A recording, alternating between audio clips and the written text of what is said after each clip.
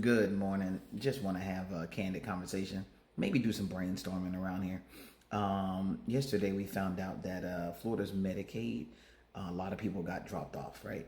And it was just interesting because the Florida Policy Institute says that if Florida would have decided to expand Medicaid, it would have saved the state $200 million.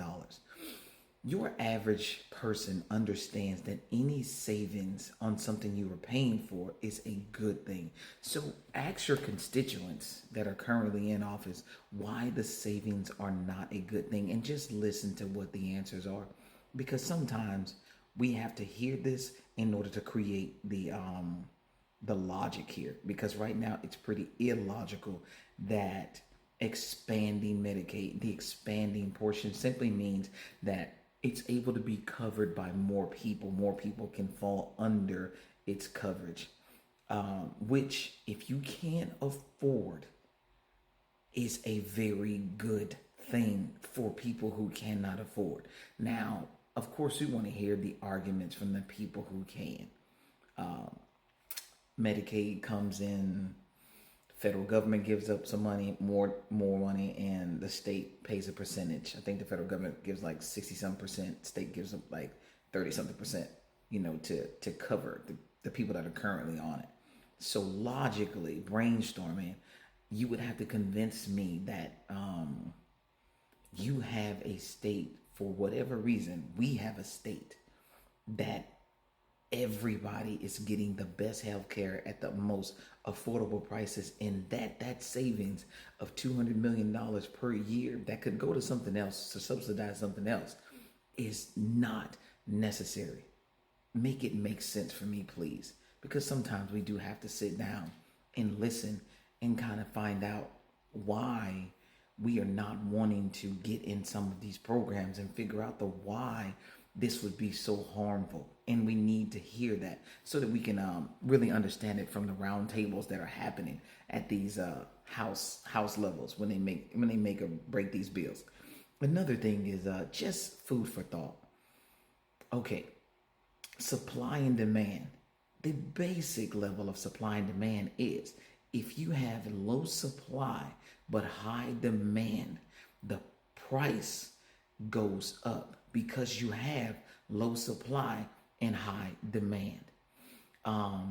Currently, one of the arguments for raising minimum wage is that if I raise minimum wage, then we have to raise the prices that we sell our products. Okay, logic tells me that the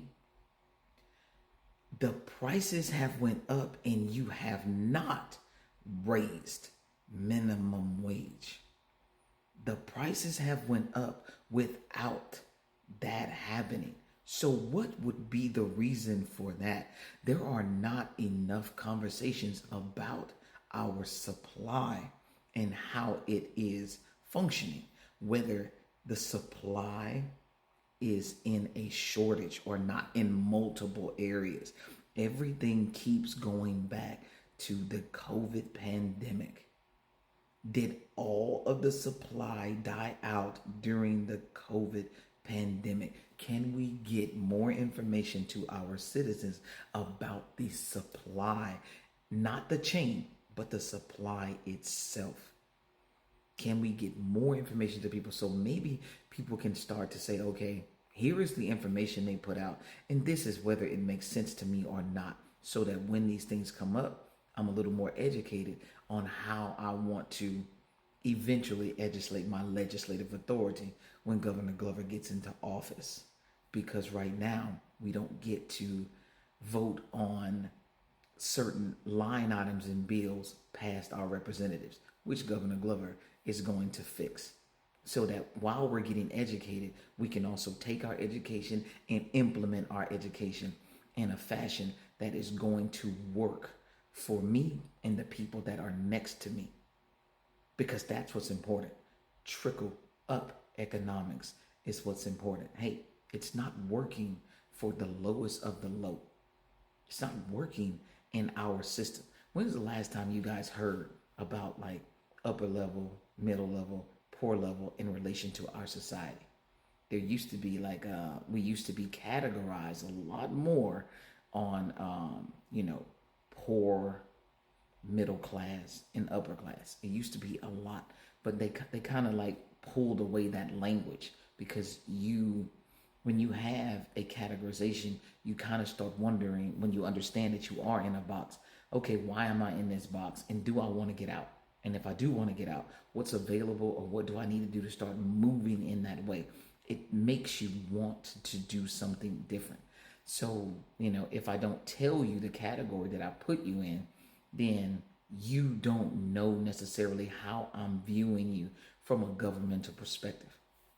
I also think that's very important because I want people to know if indeed you are considered, poor or not. And it used to be like really in our faces when I was growing up. Like, hey, you knew, okay, you're below poverty. Like, oh, you're considered poor. Like you knew it. And now it's kind of like not there. So a lot of people don't understand it. But it's just to a point to where when we are having these conversations, I know that a lot of people would like to be involved in the brainstorming portion of what we're doing, where we're going, and who we're supposed to be paying attention to.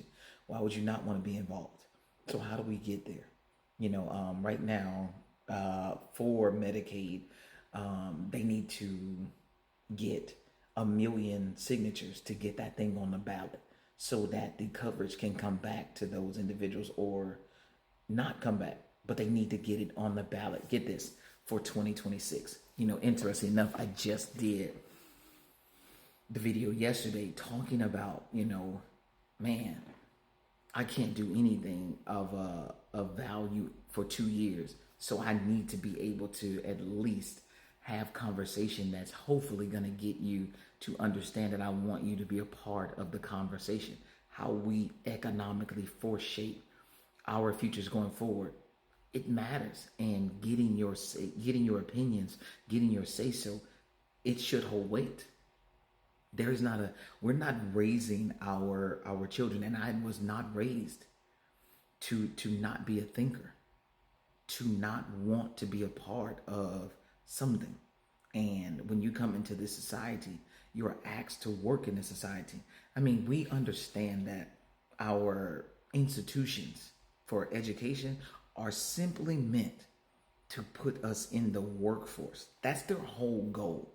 So if you're looking for some other reason, the reason was we needed workers to be able to transition into our working society. That was the purpose of creating education. You can start to put any other mental meaning behind, whether or not it was a capitalist person that just wanted it for his financial gain. You can add all that if you want to, but the bottom line is K through 12 is to work in our society. Now, there are some pieces that I do want to add. I do think that law should be taught throughout our upbringing. I think that there should be conversations on, hey, if Florida has these statutes, Florida has curriculum for its statutes that are in K through 12, so that we start to bring each other up under the same laws and regulations that are going to affect our young people when they turn the age of 18, and prior to that, if they commit some type of crime or some type of misdemeanor or something, because these laws are meant to correct wrong. That's their whole purpose. Hey, wrong happened, we created a law, so if you do the wrong, it can be corrected under these terms. Some of these conversations are important, and that's why we do need to have these questions. That's why we do need to figure out a way to ask each other, hey, are you hearing that things like supply for a product or something that's used in that product have diminished or are going extinct or perishable to the point to where there just isn't enough, and that's why they're raising prices? But that's not been conversation that has been put out. So just food for thought, something to hopefully get some feedback on, and you guys have a great day.